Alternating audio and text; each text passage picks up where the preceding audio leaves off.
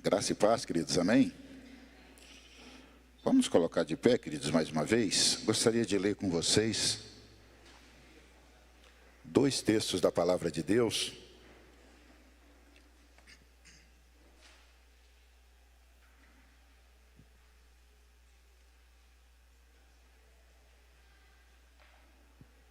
Minha voz está um pouquinho rouca.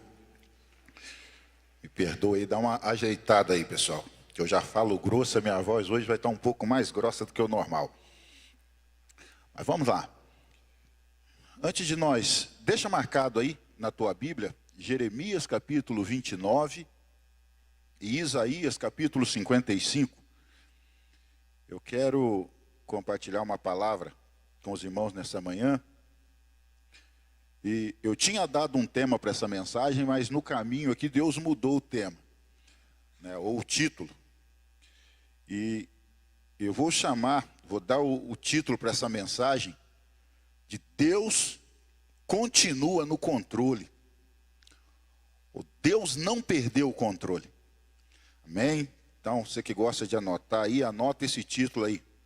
Deus continua no controle. Amém?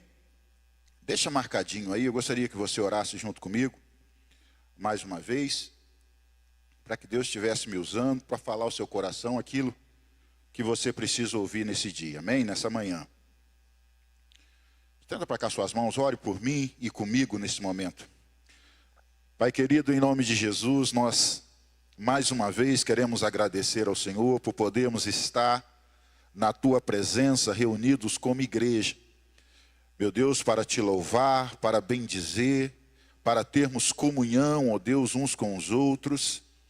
E como diz, ó Deus, o teu servo no Salmo 37, para aprendermos no teu santo templo, através da tua palavra, através das ministrações dos irmãos.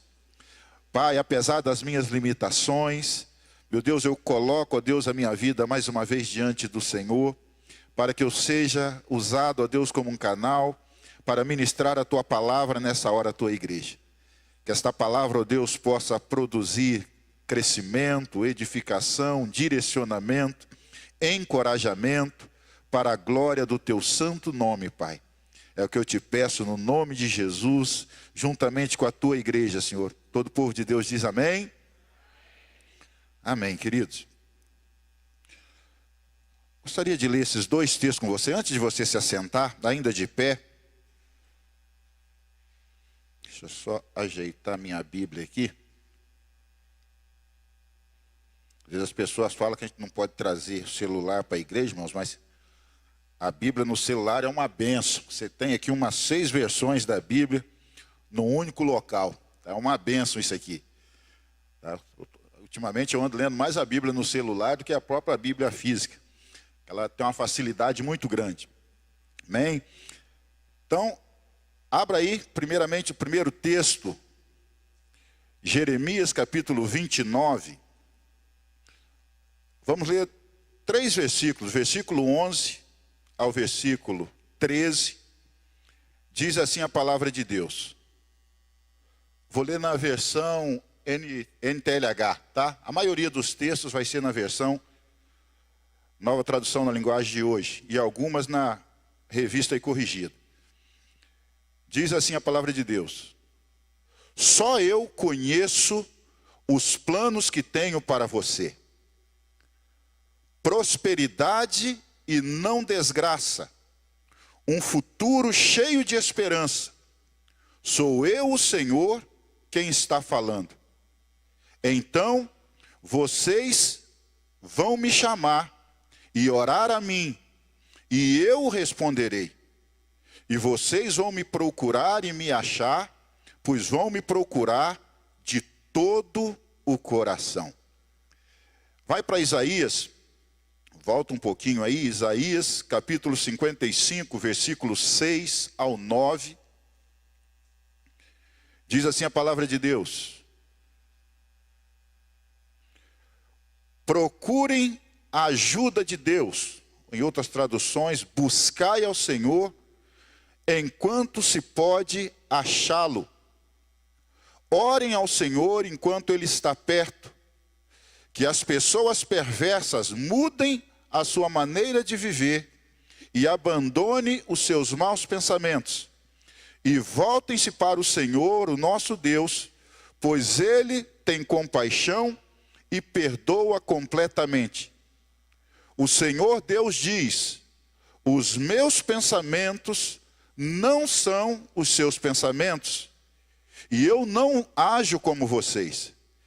Pois assim como o céu está acima da terra, assim os meus pensamentos e as minhas ações são muito acima dos seus. Amém? Pode se assentar. Queridos, os dois textos que nós lemos, eles são duas exortações de Deus, ao seu povo, num tempo em que o povo estava passando por um momento de grande dificuldade, de grande luta. Deus havia permitido que alguns povos se levantassem contra Israel, o povo de Israel, e Israel, em uma dessas circunstâncias aqui, no caso aqui de Jeremias, estava sendo levado cativo, sendo muito oprimido, perseguido. Isaías também, nos dias de Isaías, também o povo já estava sofrendo ali com a ação dos babilônicos e passando por grande momento de dificuldade, e Deus fala através desses profetas, entrega essas duas palavras para o seu povo. Em ambas as palavras que nós lemos, em ambos os textos, Deus fala aqui sobre plano, pensamento ou propósito, dependendo da tradução que nós lemos. Que os planos, os propósitos, os projetos de Deus são maiores do que os nossos. Assim como os céus está distante da terra e o oriente do ocidente, assim são os pensamentos e os planos e os propósitos de Deus infinitamente maiores do que os nossos pensamentos. E querido, essas duas palavras, esse tema que Deus trouxe ao meu coração, na verdade ele mudou, como eu disse, Deus continua no controle. É porque, queridos, embora nós servimos a Deus, buscamos a Deus e nos esforçamos para andar na presença de Deus, certamente muitos de nós, se não está passando, já passamos ou passaremos por momentos de dificuldades, por momentos de tribulações. E muitas vezes, irmãos, nesses momentos de tribulação e dificuldade, nós questionamos se Deus realmente está no controle. Porque muitas vezes as coisas parecem fugir, né, ao controle de Deus. E parece que tudo está dando errado, né? Nós olhamos na terça-feira aqui, o irmão Lauro falou aqui sobre a história de José, né? E vários outros personagens que nós vemos ali na Bíblia. Pessoas que eram fiéis a Deus e ainda assim passaram por circunstâncias muito difíceis. O pastor está falando aí do irmão Luizinho e vários outros irmãos, às vezes passam por momentos de dificuldades. E às vezes nós questionamos se realmente isso vem de Deus, se realmente Deus está no controle. Querido, mas eu quero te dizer com certeza nesta manhã que Deus continua no controle. Deus, ele é o Deus dos montes, é o Deus dos vales, é o Deus da abundância e é o mesmo Deus que vai estar com você no momento de privações. Ele continua sendo Deus, né? Como diz a canção, ele continua sendo Deus. E essa palavra dessa manhã, queridos, meditando nessa palavra, eu lembrei de uma frase que um físico, bem conhecido aí, Albert Einstein, certa vez ele num debate, num embate lá com alguns outros cientistas, aí perguntaram para ele algumas das leis que ele defendia, algumas leis da física que ele defendia, estavam sendo confrontadas, e ele disse: olha, eu creio que Deus não joga dados com o universo. Isso, vindo de um cientista, é algo forte, né? Deus não joga dados com o universo. De certa forma, Einstein estava dizendo que tudo que está acontecendo, tudo que acontece no universo tem um propósito, tem uma causa, tem uma origem. E nós sabemos, querido, que Deus criou todas as coisas com um propósito. Quantos acreditam que o seu Deus é um Deus de propósito? Ainda que você não esteja entendendo nada agora, irmãos. Deus é um Deus de propósito. E a Bíblia diz que todos os propósitos de Deus, a vontade de Deus para mim e para você, é boa, perfeita e agradável. Irmãos, mas eu quero iniciar essa palavra minha com duas perguntas, para a gente pensar. Primeira pergunta: se Deus planejou a história da humanidade, por que quando nós olhamos à nossa volta, parece que as coisas estão tão adversas, tantas lutas, tanta tristeza, tanto sofrimento? Se Deus planejou, e se a boa vontade de Deus para nós é que ela seja perfeita e agradável. Com certeza você já se questionou isso. Eu me lembro que quando eu me converti, eu fiz essa pergunta para Deus. Falei: Deus, olha, se realmente o Senhor existe, eu quero que o Senhor se revele para mim, porque eu não vejo, no mundo, eu não vejo muita lógica em muita coisa que acontece, eu não entendo muita coisa que acontece, mas se o Senhor existe, eu quero que o Senhor se revele para mim. O Senhor vai se revelar na Bíblia. Os crentes falam que a Bíblia é a palavra do Senhor. Eu não entendo nada disso aqui, mas eu vou começar a ler, e se o Senhor realmente existe e tem um propósito para mim, quero que o Senhor me fale na Bíblia. E a partir dali Deus começou a falar. Deus começou a se revelar através das Escrituras para mim. Mas muitas pessoas, irmãos, vai para o ateísmo, para o ceticismo, se torna descrente porque não compreende muitas coisas que acontecem neste mundo. E muitas vezes culpam a Deus pelas coisas que acontecem. Um dia desse eu estava vendo um debate, e eles estavam questionando lá, o tema do debate era: se Deus criou todas as coisas, como justificar o mal na terra? O tema do debate era esse. E muitas vezes nós questionamos. Há um tempo atrás, um grande líder religioso, disse aí em rede de televisão: onde estava Deus quando aconteceu o Holocausto?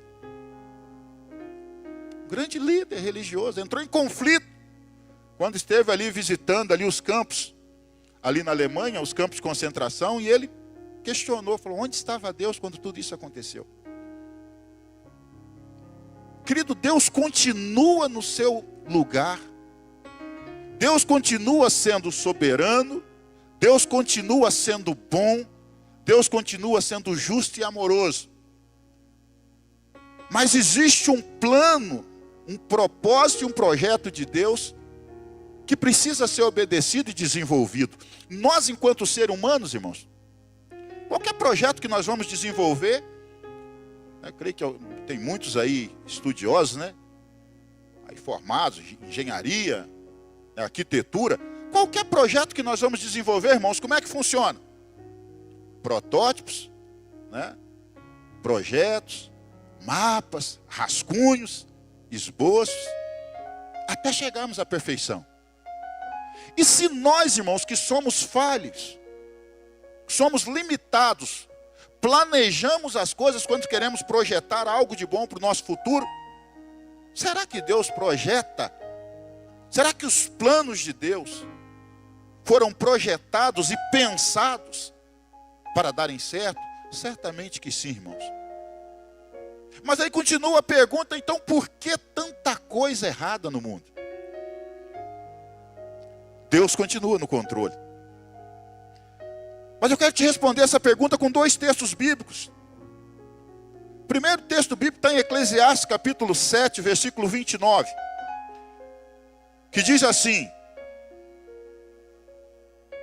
aqui Salomão falando já no final da sua vida, Crê-se que Salomão escreveu Eclesiastes já nos últimos dias de sua vida, depois que se desviou, né, toda aquela história que nós conhecemos. Quando ele volta e se reconcilia com Deus, Salomão escreve Eclesiastes, e no capítulo 7, Eclesiastes, ele diz assim: de tudo que eu aprendi, em resumo, eu entendo isto: Deus nos fez simples e retos, mas nós complicamos todos os projetos de Deus. As nossas atitudes complicam os projetos que Deus tem para a nossa vida.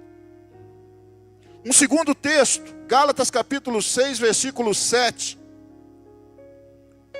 Diz assim: não se engane, ninguém zomba de Deus. Tudo aquilo que uma pessoa semear, isto ela colherá. Todo o efeito que nós sentimos hoje, irmãos, no mundo, é fruto de alguma semeadura. Tudo. Todas as dificuldades, todos os problemas, os sofrimentos que nós vemos acontecendo no mundo hoje, tem uma raiz.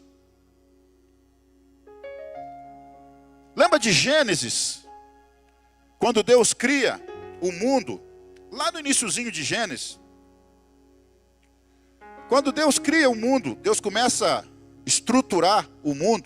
Não vou entrar aqui na questão científica, mas vou citar o texto como está na Bíblia. O texto diz que no primeiro dia, capítulo 1, versículo 1 e 2 diz: no princípio Deus criou a terra e os céus. A terra, porém, estava sem forma e vazia, e havia trevas sobre a face do abismo. E o Espírito de Deus pairava sobre a face das águas.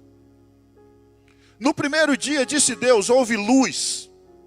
Então, a primeira coisa que eu entendo aqui, Deus só trabalha onde há luz. Deus só trabalha na luz. E disse Deus, haja luz. Em segundo lugar, irmãos, eu aprendo que Deus só trabalha com coisas organizadas. Primeiro ato de criação de Deus. A Bíblia diz que Deus pairava sobre as águas, e no meu entendimento aqui, irmãos, no início de tudo, era como se tudo fosse um grande oceano. Somente água. A Bíblia não cita de onde surgiu essas águas. Não me pergunta que eu também não sei, irmãos. Quando nós chegar lá na glória, a gente pergunta para Deus. Mas, literalmente o texto diz isso, que no princípio haviam águas e escuridão sobre essas águas. Um abismo escuro. E aí Deus começa a ordenar a criação. Querido, talvez Deus está querendo colocar em ordem muita coisa na sua vida. Mas para que Deus coloque em ordem os projetos que Ele quer construir na sua vida, primeiro Deus precisa trazer luz. E depois Deus vai precisar mexer nas estruturas. Deus vai precisar romper, fazer separação em algumas estruturas. E o texto ele continua dizendo que Deus, no primeiro dia Ele criou a luz, no segundo dia, segundo dia, criação de uma expansão cósmica. O entendimento que dá aqui é que no meio daquela montoeira de água, Deus pega e cria um vácuo. No meio daquele, entre aspas, oceano. Na eternidade, Deus cria um vácuo. E bem no centro daquele vácuo fica uma bolha informe de água. E aí Deus começa a trabalhar nessa bolha informe. Aí o texto diz que no segundo dia Deus cria a expansão. No terceiro dia, Deus cria a gravidade, a atmosfera. Isso não está no texto. Mas o texto diz que Deus pega aquela massa de água e Deus molda. E quando Ele molda, Ele diz, haja terra seca nessas águas. E começa Deus a organizar a criação. No meio daquela expansão, Deus começa a trabalhar com algo específico. Olha, Deus vai te separar de um lugar de confusão. Para Deus trabalhar na nossa vida, Deus vai ter que nos tirar do lugar de confusão. Deus vai ter que nos separar, assim como Deus separou a terra, ali daquela montoeira de água, criou uma expansão em volta, e Deus começou a trabalhar, muitas vezes, querido, Deus para trabalhar e ordenar o caos na nossa vida, Deus vai precisar nos tirar de alguns lugares, para poder trabalhar em nós. E a Bíblia diz que Deus, no terceiro dia, Deus então ele começa a formar a criação, né, da terra ali, e ele molda, ele põe terra seca, e ele coloca ali as árvores, as plantas, criando condição ali de ter ar na terra. E depois dele criar terra seca, criar água, separar os mares, a terra, criar plantas, aí então Deus começa a produzir vida. Aí no quarto dia ele coloca o sol, coloca as estrelas, e lá no quinto dia Deus vai começar a produzir vida, no quinto e sexto dia. Deus vai começar a produzir vida. Vida, nós vamos só, a possibilidade de nós vivermos aquilo que Deus tem para nós, é no lugar onde Deus está organizando as coisas. Querido, nós não podemos viver na presença de Deus de maneira desordenada, desorganizada. Deus precisa ordenar algumas coisas na nossa vida, amém? Deus é um Deus de ordem. E para ele fazer isso, muitas vezes ele vai ter que quebrar a estrutura, mover, moldar. Vai ter que colocar uma atmosfera, uma força de atração, né? Gravidade. Vai ter que nos colocar sob pressão para nos moldar de acordo com aquilo que ele quer trabalhar. Querido, é interessante. Quando Deus cria a terra, até no capítulo 2, Deus cria a terra e está tudo perfeito. Há uma harmonia. Como diz Cláudio Duarte, estava tudo perfeito, né? Rapaz, não tinha mulherada, não tinha roupa para lavar. Não tínhamos cunhado. Não tinha sogra. Estava tudo perfeito.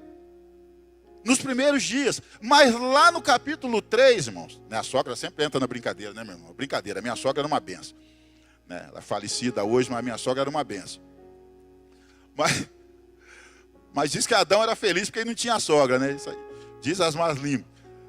Mas, querido, estava tudo ordenado. No capítulo 3, a Bíblia diz que entra um motivo do caos instalado novamente sobre a terra. Tudo aquilo que Deus tinha organizado, tudo aquilo que era um paraíso, a Bíblia diz que entra novamente o caos. E aí eu vou para a segunda pergunta nossa aqui. Se a vontade de Deus é boa, perfeita e agradável, como saímos desse estado de perfeição da vontade de Deus para vivermos neste caos? E aqui, querido, a resposta é simples. Escolhas. Escolhas. Livre-arbítrio. É a palavrinha aí que mexe com, né? Que mexe com algumas linhas teológicas. Livre-arbítrio. No princípio, querido, Adão e Eva tinham livre-arbítrio. Eu concordo, né? Nisso aí eu concordo com os irmãos que têm essa linha de pensamento. Eu também concordo que livre-arbítrio é algo bem questionável. Porque Adão e Eva realmente tinham livre-arbítrio, porque ainda não tinham a influência do pecado. E a Bíblia diz que quando Deus deu aquela escolha, Deus deu um arbítrio livre para Adão e Eva escolher tocar ou não naquela árvore, naquele fruto. E quando eles escolheram tocar e desobedecer, contrariar a vontade de Deus, todo o caos se instaura na terra. E a Bíblia diz que a partir dali, aí veio dores de parto, veio espinho, veio insetos, veio animais peçonhentos. E a Bíblia diz que o caos é instaurado na terra por causa do pecado. Pecado nada mais é, querido, do que uma escolha da nossa decisão. O pecado nada mais é do que uma escolha errada. Quando nós decidimos escolher por aquilo que Deus não quer para nós. Deus nos fez espíritos livres, amém? Quando Deus criou o homem um espírito livre. Ele tinha livre-arbítrio, ele podia escolher. Mas o texto diz que quando Adão pecou, a Bíblia diz que Adão morreu. O espírito de Adão foi escravizado pelo pecado. E a Bíblia diz que a partir de Adão, todos herdamos a escravidão do pecado. Então, querido, tudo que nós vemos hoje, de ruim, de perversidade no mundo, aí mas então é culpa de Adão. De certa forma sim, irmãos. De certa forma sim. Mas eu quero falar, nesse dia de hoje, nessa manhã, eu quero falar, querido, que Deus não perdeu o controle. Mesmo com tudo que aconteceu lá no Éden. Mesmo o pecado tendo entrado na nossa história. E nós não tínhamos mais escolha. O apóstolo Paulo diz, né, que a partir de Adão, quando Adão pecou, o pecado entrou no mundo, todos se tornaram escravos do pecado. Todos. Não há um justo sequer. Todos se fizeram culpáveis. E todos se tornaram escravos. E a partir dali nós entramos numa condição de, aí sim, concordo, não tínhamos mais livre-arbítrio. Não tínhamos mais. O apóstolo Paulo, no capítulo 7 de Romanos, ele diz que o bem que ele queria fazer, ele não conseguia fazer. Quando ele queria fazer algo, no espírito ele queria desejar o bem, fazer o bem, mas a carne era mais forte e ele acabava fazendo o mal. Miserável homem que eu sou. Ele termina o capítulo 7 dizendo, miserável homem que eu sou, quem me livrará da escravidão deste pecado? Querido, o texto que nós lemos aqui no início, os dois textos estão falando exatamente, querido, de uma condição que o plano de Deus vem se desenvolvendo. Deus levanta depois de Adão, Deus levanta Noé, depois Deus levanta de Noé, Deus levanta Abraão, e Deus vem trabalhando na história da humanidade, porque Deus nunca perdeu o controle. Lá no iniciozinho, quando nós lemos lá que Adão pecou, Deus já tinha falado com Adão, olha, eu vou levantar da mulher, a semente da mulher, e ela vai pisar a cabeça da serpente, ela vai restaurar a condição do homem. Já profetizando a primeira profecia de Jesus, lá no capítulo 3, versículo 15, se não me falha a memória, primeira profecia de Jesus na Bíblia, que Deus levantaria a semente, o segundo Adão, para restaurar a condição de nós voltarmos para o plano original de Deus. E o texto que nós lemos fala que por causa do pecado de Israel, os projetos e os planos de Deus não podiam se cumprir em Israel. E é interessante que no próprio livro de Jeremias, no capítulo 4, projeta aí para nós, irmãos, capítulo 4, eu acho que eu coloquei esse texto aqui. Capítulo 4, versículo 22 e 23 de Jeremias. Diz assim, Deus falando para Israel. Deveras o meu povo está louco e não me conhece. São filhos nécios e não inteligentes. São sábios para o mal e não sabem fazer o bem. Olhei para a terra, a mesma expressão de Gênesis. Olhei para a terra, e a terra estava sem forma e vazia. Havia caos, e não havia luz nos céus. Querido, onde o pecado se instaura, vai se instaurar o caos. Deixa eu falar, pastor, tudo o que acontece de errado na nossa vida é consequência do pecado? Em primeira análise, sim. Deus não joga dados com o universo. Nada que acontece no universo foi obra de um acaso. Quando nós lemos o capítulo 8, versículo 20, do 22 ao 28 de Provérbios, você vai ver lá Deus falando, a sabedoria de Deus falando, antes do princípio do pó da terra, antes que Deus criasse as suas obras mais antigas, antes que Deus compassasse o abismo sobre as águas, medisse o abismo sobre as águas iniciais, antes que Deus formasse a terra, o pó dos montes, eu já estava com ele. E aí a sabedoria diz, e eu já contemplava os meus dias de alegria com os filhos dos homens. Deus falando de uma maneira poética ali em Provérbios, que, querido, Deus tinha um propósito para mim e para você, antes da criação de todas as coisas. Querido, eu gosto muito de assistir esses documentários, né, de evolucionismo. Quanto mais documentário eu assisto, mais crente eu fico. É tremendo. Eles tentando explicar como é que as coisas formaram, né, como é que veio a origem da vida. Querido, e todas as explicações que eles dão só levam a uma conclusão, querido. É tão organizado e tão perfeito que tem que ter a mão de um Criador. É impossível que nós fôssemos resultado de acidentes aleatórios. A perfeição da biologia humana, da biologia vegetal, é muito perfeito. E aí o escritor de Provérbios diz, desde antes da fundação do mundo, num passado longínquo, Deus já tinha projetado todas as coisas e sonhava com os seus dias com os filhos dos homens. Cutuca a pessoa que está do seu lado aí para ela não dormir. Fala para ela, você faz parte do sonho de Deus. Sonho é aquilo que nós idealizamos antes de se tornar realidade, sim ou não? Querido, Provérbios, no capítulo 8, versículo 22, diz que Deus sonhou com você. Deus sonhou comigo e com você. Depois você lê lá, não dá tempo por causa do... O texto é grande, mas leia o capítulo 8 de Provérbios, versículo 22 em diante. Deus diz na sabedoria, dizendo, olha, eu já me alegrava em ver os meus dias com os filhos dos homens. Deus tinha prazer em imaginar a sua relação comigo e com você.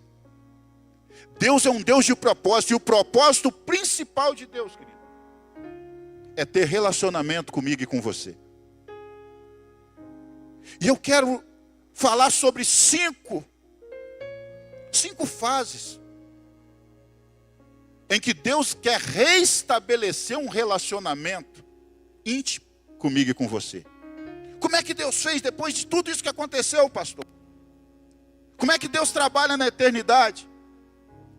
Tem um texto que eu acho tremendo na Bíblia, irmão.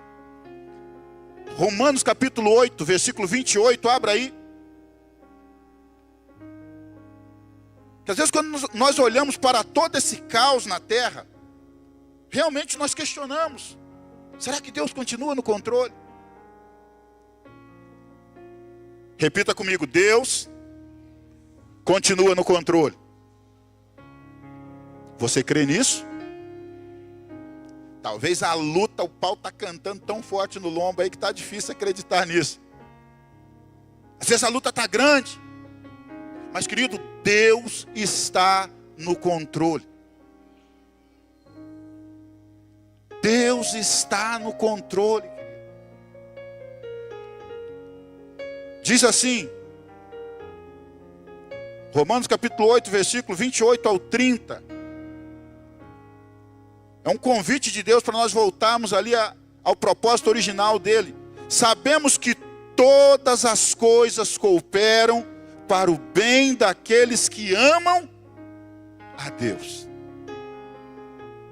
Daqueles que são chamados segundo o seu propósito.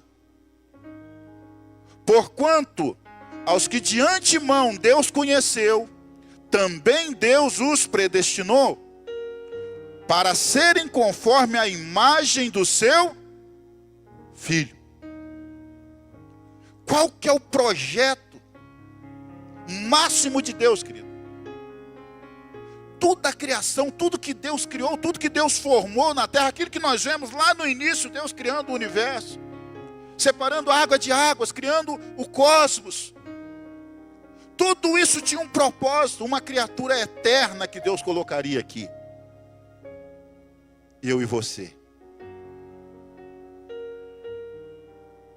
A Bíblia diz, irmãos, que todas as coisas criadas arderão em fogo no juízo. Menos o homem. Todas as coisas criadas serão expurgadas, queimarão. Mas o homem, a Bíblia diz que Deus concedeu a nós o Espírito eterno. Deus criou todas as coisas e disse que era boa. Mas quando Deus criou você, querido, Deus disse, é muito bom. É muito bom. E aí tem gente que fala, não, mas o plano de Deus inclui só algumas pessoas. Porque tem algumas pessoas. Agora tá um filme aí, né, que tá famoso aí, né? The Chosen. Os escolhidos. Não, Deus escolheu alguns. Os outros não. Querido, eu creio num Deus que deseja ter relacionamento e salvar todos. Todos. Eu creio num Deus que quer, que quando Ele criou todo esse universo por causa de mim e de você, que o texto diz que Ele já via, Ele já se alegrava nos dias que Ele estaria relacionando conosco.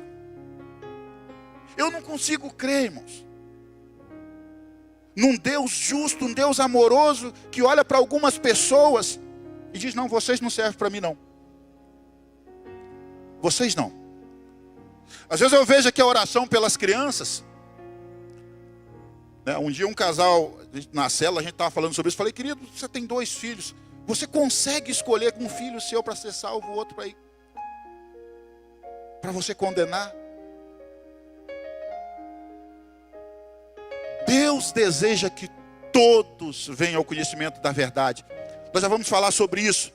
Mas o texto diz que Deus nos predestinou para sermos conforme a imagem do seu Filho. Ele continua dizendo o seguinte, a fim de que Jesus seja o primeiro dentre muitos irmãos. Salvação não é para todos, irmãos, concordo. Mas salvação é para quem quer. Vou repetir. Salvação não é para todos, mas salvação é para quem quer. Embora nós não temos o livre-arbítrio, o apóstolo Paulo, para mim, ele deixa muito claro, o querer fazer o bem está em mim, mas não realizá-lo. E Deus, quando olha para mim e para você, querido, Deus não vê a nossa capacidade, Deus vê a nossa intenção. E aí o texto bíblico diz, e vindo a plenitude dos tempos, Ele enviou Jesus Cristo, para que de todos os povos reconciliasse, para que todo aquele que nele cresce, fizesse um só povo, que fosse conforme a sua imagem e conforme a sua semelhança, filhos de Deus. Você é triplamente filho de Deus. Ou pode ser. Deus tem direito a você por criação. Deus tem direito a você por adoção. E Deus tem direito a você por geração. Nós pertencemos a Deus por direito de redenção, por direito de criação, por direito de adoção. Tem um texto antigo, tem um cântico antigo, que eu gostava muito. E eu vejo, quando eu ouço essa música, eu penso assim, que Deus, quando olhou para a humanidade caída, quando Deus olha para o caos aqui na terra, e Deus lembra do que Jesus fez para nos resgatar, quando Deus olha para cada ser humano, querido. Eu me lembro de uma mensagem que um pregador pegou uma nota de um valor alto, amassou assim, jogou no chão e pisou em cima, e pegou e deu para alguém que estava na assistência e falou, você quer essa nota? A pessoa rapidamente levantou e foi pegar. Seu saco aqui, uma nota de R$100, né? Amasso aqui e te ofereço, irmão. Pisa em cima, sujo, e te ofereço, você pega? Sim ou não? Cenzão. Lógico, irmãos. Para mim você pode até cuspir nela, eu vou ali, lavo e pego. É cenzão. E essa música dizia assim, quero que valorize o que você tem. Você é um ser, você é alguém tão importante para Deus. Nada de ficar sofrendo, cante, Shaidu, neste seu complexo inferior, dizendo às vezes que não é ninguém. Eu venho falar do valor que você tem, independente da luta. Eu venho falar do valor que você tem, independente do pecado que você tenha cometido, independente das circunstâncias que você tenha enfrentado ou esteja enfrentando, você tem valor, querido. Entenda isso, e Deus não valoriza um menos o outro mais. Você tem valor. E o apóstolo Pedro, se referindo a isso, o apóstolo Pedro diz o seguinte: irmãos, não foi com coisa corruptível como uma nota de 100 reais, como prata ou ouro que vocês foram comprados da vã maneira de vocês viver, mas foi com o precioso sangue do Filho de Deus. Deus pegou, não foi dinheiro, não foi prata e ouro. Deus pegou aquilo que Ele tinha de mais precioso. E Ele vem aqui na terra, Ele em pessoa. A Bíblia diz que Ele esvaziou-se da sua glória e assumindo a forma humana, porque o salário do pecado era a morte. Aquele que desobedecesse a escolha de Adão, o arbítrio de Adão, lhe custou a vida, lhe custou a intimidade, porque o significado da palavra morte na Bíblia, no original, significa separação. Se você pegar e estudar lá no grego, no hebraico, melhor dizendo, no hebraico, o significado da palavra morte significa separação, suspensão ou sono. E quando Jesus vem, querido, Jesus vem para restaurar a condição inicial, para nos tirar desse sono e nos ligar novamente ao Pai. E Deus quer trazer você novamente a esse plano original que Ele tem para você. Independente da condição que você está hoje, você que está aqui no templo, você que está em casa ouvindo essa palavra, Deus continua no controle. Satanás achou que quando o homem caísse não haveria mais solução, pastor Reinaldo. Inocente. Mal sabia ele que desde a eternidade Deus já tinha planejado o cordeiro que foi morto antes da fundação do mundo. Deus já tinha planejado que antes de qualquer coisa acontecesse, no projeto de Deus já tinha um mapa de risco. Os arquitetos aí, né? Já tinha um plano de contingência, já tinha um mapa de risco. Não, se isso acontecer, nós vamos fazer isso, porque eles são valiosos demais. Essa criatura, nós vamos colocar nela o nosso espírito, e eles são preciosos demais para nós. E o texto continua dizendo, assim, a fim de que eles sejam, que Jesus seja o primeiro a ser gerado entre muitos irmãos. E a esses que Deus predestinou, a esses também chamou. E aos que chamou, a esses justificou. E aos que justificou, a esses também glorificou. Eu vejo aqui 5 etapas do projeto de Deus para a nossa vida. Deus amou o mundo de tal maneira que antes mesmo de nós pecarmos, antes mesmo de nós existirmos, Ele já tinha enviado o seu Filho para morrer por nós. Antes da criação do mundo. Apocalipse, capítulo 8, versículo 12. O cordeiro que foi morto antes da fundação do mundo, que venceu, e com seu sangue comprará para Deus todos os povos, de raças, tribos, línguas e nações. Você faz parte do projeto e do sonho de Deus. Alegre-se por isso. O texto continua dizendo assim, que Ele glorificou, aos que justificou, a esses também glorificou. Querido, quando eu olho para esse texto, não sou dessa seita não, viu, irmãos? Mas eu vejo Deus como o arquiteto. Eu vejo Deus como um arquiteto, o sumo arquiteto.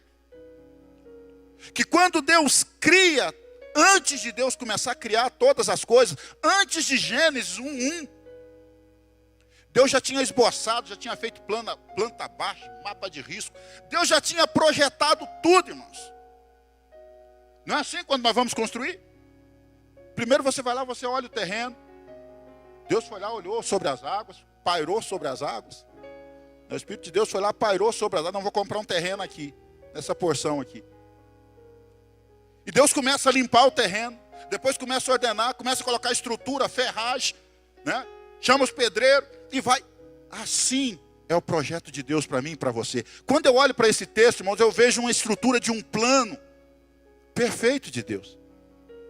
Que Deus continua no controle, porque o texto inicia dizendo assim: todas as coisas cooperam para aqueles que amam a Deus, e daqueles que são chamados segundo o seu propósito. Versículo 29. Porquanto aos que de antemão Deus conheceu. Presciência. Presciência. Você nem havia existido, irmãos. Deus já sabia quem você era. Deus já sabia como você seria. Deus já sabia quando você viria para essa terra. E Deus já tem um plano planejado para cada um de nós. Eu creio que Deus tem um projeto.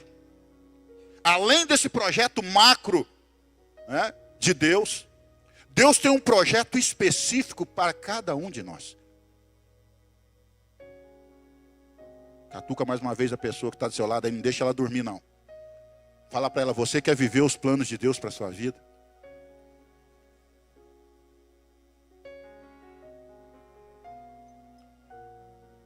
Querido, tem uma chave de acesso a esse plano de Deus. E essa chave se chama arrependimento. Não basta querer fazer o bem. Nós precisamos decidir fazer o bem.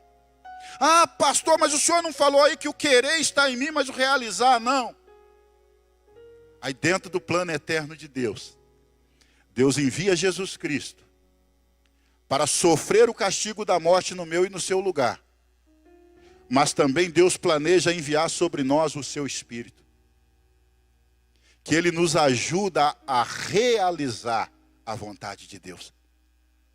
Lá em Filipenses o texto diz, capítulo 2, versículo 16, versículo 6, se não me falha a memória. Porque Deus opera em nós tanto querer, quanto realizar a sua boa vontade. Se nós desejamos estar com Deus, o Espírito de Deus, ele vai operar em nós, trabalhar esse nosso querer, e ele vai nos ajudar a realizar e a voltar para Deus. O texto aqui diz que aqueles que de antemão Deus conheceu, presciência de Deus. Antes que você fizesse algo, Deus já saberia a sua estrutura, Deus já sabe a sua estrutura, e Deus já proveu os meios para te ajudar a voltar para Ele. Se o caos é a chave para entrar, se o pecado é a chave para entrar no mundo de caos, o arrependimento é a chave para acessarmos a graça. Quando Jesus morreu na cruz, ele disse: tudo está consumado.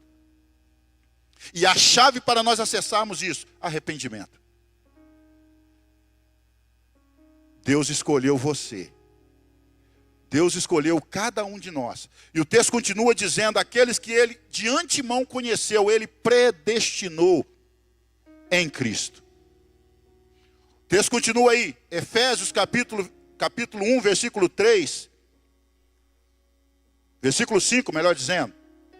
Versículo 3 e 4 vai falar da presciência de Deus. Aos que foram eleitos segundo a presciência de Deus, em santificação no Espírito, para a obediência e aspersão no sangue de Jesus, a esses a graça e paz seja multiplicada. No versículo, a predestinação, segunda fase do plano de Deus.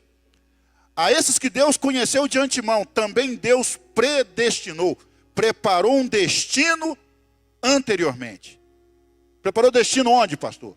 Em Cristo. O próprio texto diz, Efésios capítulo 1, versículos 5 e 6.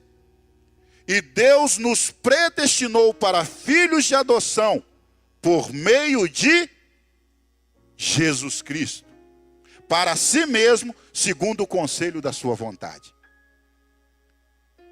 Querido, Deus tem um destino de vitória preparado para mim e para você. Quando Deus criou a terra lá no princípio, Deus já sabia de tudo o que ia acontecer. Deus também já planejou a redenção. Deus planejou algo melhor do que o que nós temos vivido hoje.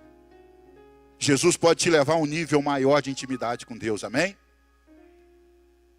Nós não precisamos mais viver um nível de religiosidade, de rituais, mas Deus quer nos levar a um nível de intimidade com Ele.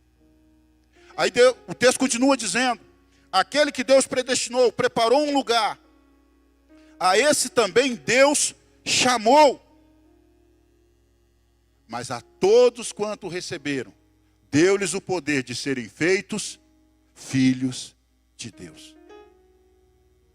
Quantos desejam ser chamados filhos de Deus? Ah não, pastor, para mim servo já está bom. Eu sou servo de Deus. Querido, o texto não diz que Deus veio chamar servos. O texto diz que Deus veio chamar filhos.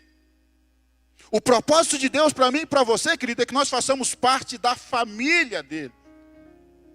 Deus preparou um lar para que nós morássemos com ele como filhos. Lembra lá de Gênesis, capítulo 3? Deus vinha passear no Éden e conversava face a face com Adão. Esse é o propósito de Deus para mim e para você. Que um dia eu e você possamos ver Deus face a face. A esses que Deus chamou, também Deus justificou. É pela graça, irmãos. Se o arrependimento é a chave, a porta é a graça. Se nós precisamos nos arrepender para acessar o plano de Deus, a porta é a graça. Jesus Cristo disse, eu sou a porta. Ninguém entra no aprisco, ninguém faz parte do povo de Deus sem passar por mim. Ah, mas eu sou muito religioso, sinto muito, não adianta.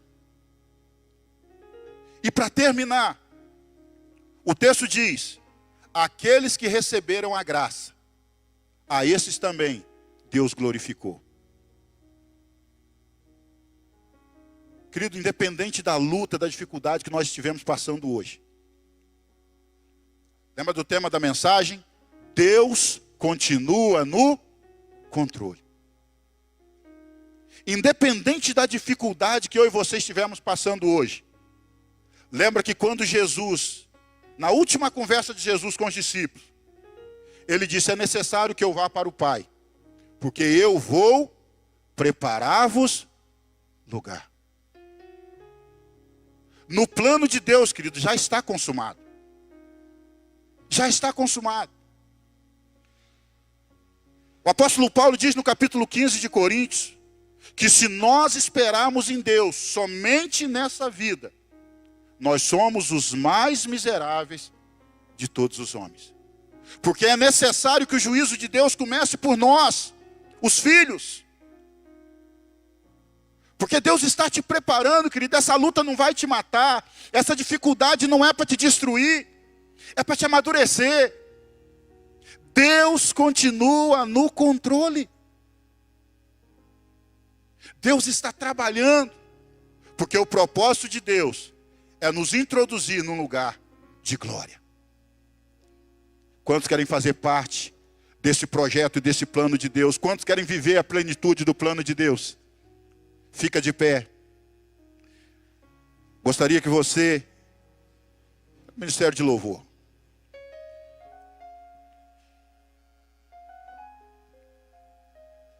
tinha pedido um cântico aí para o Tatão, eu não sei se vocês prepararam ou se vai projetar.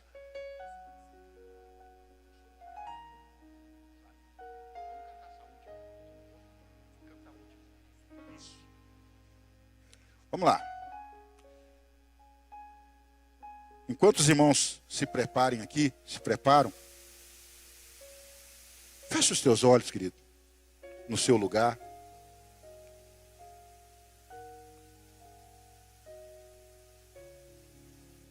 Peça a Deus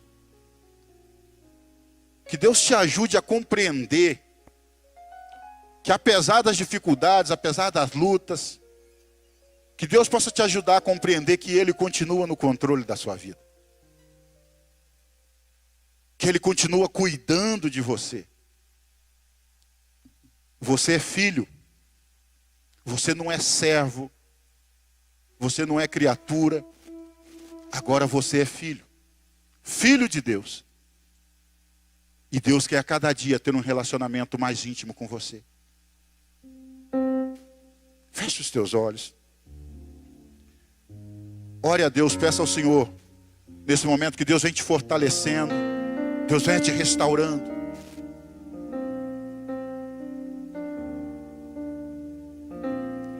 Enquanto o louvor vai ministrar essa canção,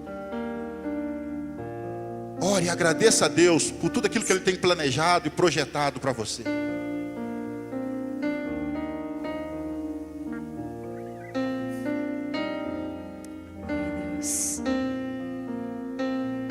Aleluia, Senhor. Te amo, Deus. Tua graça nunca falha. Todos os dias eu estou em tuas mãos. Desde quando me levanto até eu me deitar, eu cantarei da bondade de Deus. Você crê nisso? Que Ele é fiel?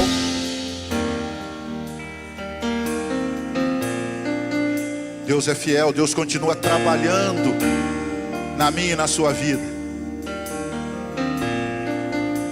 Oh, aleluia. Tua doce voz que me guia em meio ao fogo, na escuridão, tua presença me conforta. Sei que és meu Pai, que amigo és. Eu vivo na bondade de Deus. És fiel. Cante a Ele. És fiel em todo tempo. Em todo tempo tu és tão bom. Com todo eu cantarei da bondade de Deus. Cante mais uma vez para terminar. É fiel em todo tempo. És fiel em todo tempo. Declare isso a Ele. Em todo tempo tu és tão bom. Com todo fôlego que tenho, eu cantarei da bondade de Deus. És fiel em todo tempo, em todo tempo, em todo tempo tu és tão bom. Com todo fôlego que tenho, eu cantarei da bondade de Deus. Aleluia. Deus é fiel. Deus continua no controle. Deus continua no controle. O profeta Isaías diz que Deus não criou a terra para ser um caos. Deus é fiel e Deus tem um propósito de te dar uma vida vitoriosa. E ainda que você passe por tribulações e dificuldades aqui, você não espera somente nessa vida. Se esperarmos somente nessa vida, somos mais miseráveis dos homens.